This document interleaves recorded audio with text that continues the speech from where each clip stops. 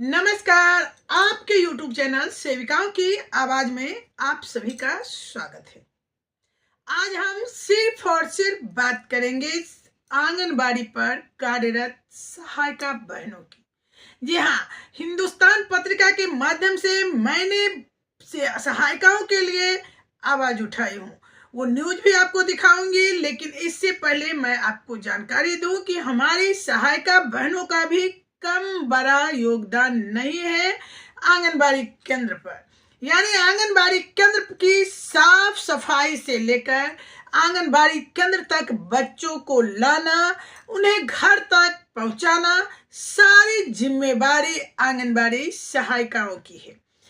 बच्चों को नाश्ता देना, बर्तन साफ करना, गरम पका पोषाहार तैयार करना, यानी कि बहुत सारे काम हमारी आंगनबाड़ी सहायिकाओं की है। लेकिन उन्हें मानदेय के नाम पर मात्र 4,000 रुपए मिल रहे हैं।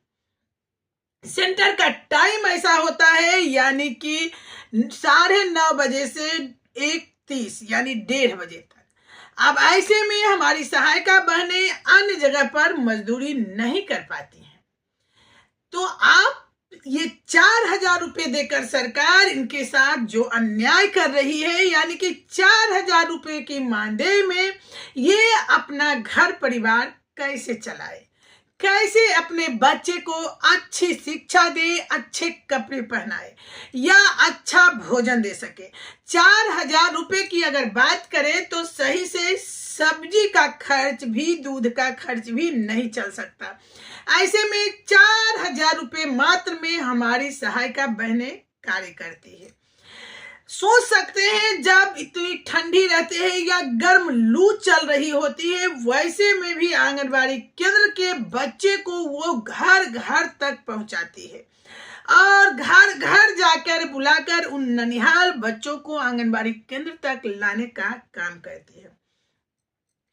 तो सेविकाओं की आवाज चैनल ही नहीं, हिंदुस्तान पत्रिका के माध्यम से मेरे द्वारा आवाज उठाया गया है कि उन्हें भी जरूरत है, उनका भी कल्याण हो। जब सेविकाओं की समस्याओं को पूछा जा रहा था हिंदुस्तान पत्रिका के द्वारा कि आंगनबाड़ी सेविकाओं में क्या क्या समस्या है, तो सारी समस्याओं को हमारी बहनों ने गिनाया। लेकिन हमारा मुद्दा था, हमने एफआरएस का विरोध के लिए वो बैठक रखी थी। उस बैठक को तो मैंने रखा ही था, लेकिन जब देखी मैं कि सारी समस्याएं बहनों के द्वारा गिनाया जा रहा है, मानदेय से लेकर एफआरएस की समस्या हो या फिर मोबाइल उपलब्धता की या मोबाइल रिचार्ज नहीं मिलने का, जो भी समस्या हमारी बहनों ने उठाई, कहीं पेयजल शौचालय का, वो बाजार मूल्य पर राशि उपलब्ध नहीं कराने का, बहुत सारी समस्या रखी। लेकिन मेरे द्वारा मुझे याद आया कि ये समस्याएं तो हमारे केंद्र पर है ही और मानदेय का मुद्दा तो हम बहनें उठाते ही रहती हैं। लेकिन आज मैं अपने उस साथी के लिए बात करूं जो हर पल हमारा सहयोग करती है आंगनबाड़ी केंद्र पर। जी हाँ, वो कोई और नहीं है, हमारी सहायिका है। तो हमारी सहायिका हर समय हर काम में हमारा सपोर्ट करती है, बस एक रजिस्टर मेंटेन वो नहीं कर पाती हैं। लेकिन बाकी टीएचआर वितरण करना हो तो नाप तौल का काम भी हमारी सहायिका करती हैं। तो हमारा भी फर्ज है कि हम सहायिका बहनों की बात उठाएं। तो मैंने हिंदुस्तान पत्रिका के माध्यम से सहायिका बहनों के लिए आवाज उठाई हूं। अगर इस वीडियो को हमारी सहायिका बहनें देख रही होंगी, सेविका बहनें आपका समर्थन करती हैं, लेकिन अगर सहायिका बहनें देख रही होंगी तो कमेंट बॉक्स में आप जरूर लिखिएगा कि हमारा ये आवाज आपको कैसा लगा।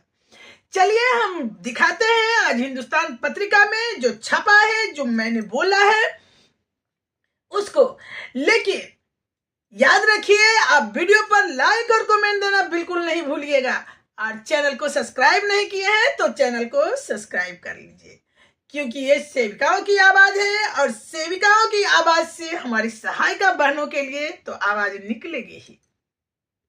तो देखिए, ये हिंदुस्तान के न्यूज़पेपर में छपा है और मेरे द्वारा ये मुद्दा उठाया गया है कि केंद्रों के संचालन में सहायिकाओं की भूमिका भी कम नहीं। सुबह सेंटर खोलने, साफ सफाई, बच्चों की दिनचर्या से जुड़े कार्य करती है।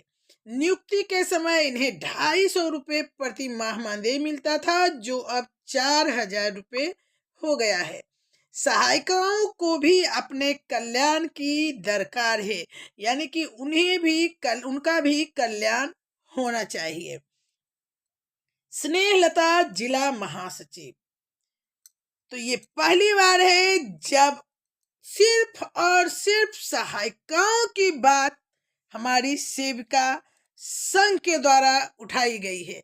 ऐसे भी पहले उठाई जाती थी सेविका सहायिका दोनों के लिए, लेकिन जब बात समस्या की आई तो मैंने इस समस्या को गिनाने में अपने को पीछे नहीं रखा। मुझे दर्द है जब मैं सहायिका बहनें हमारी कहीं काम नहीं कर पाती हैं और मात्र 4000 रुपये में उलझी रह जाती हैं। उन्हें भी कल्याण की जरूरत है, उनके भी बच्चे हैं जिन्हें खिलाने पिलाने पढ़ाई लिखाई पर खर्च है। तो सहायिकाओं का भी कल्याण होना चाहिए और कम से कम सहायिका का मानदेय 12,000 रुपये जरूर होने चाहिए, ताकि वो सही से अपने बच्चे को भोजन और शिक्षा दे सके। सेविकाओं का कार्य बहुत ज्यादा है तो उन्हें भी उस अनुपात में दुगना किया जाए।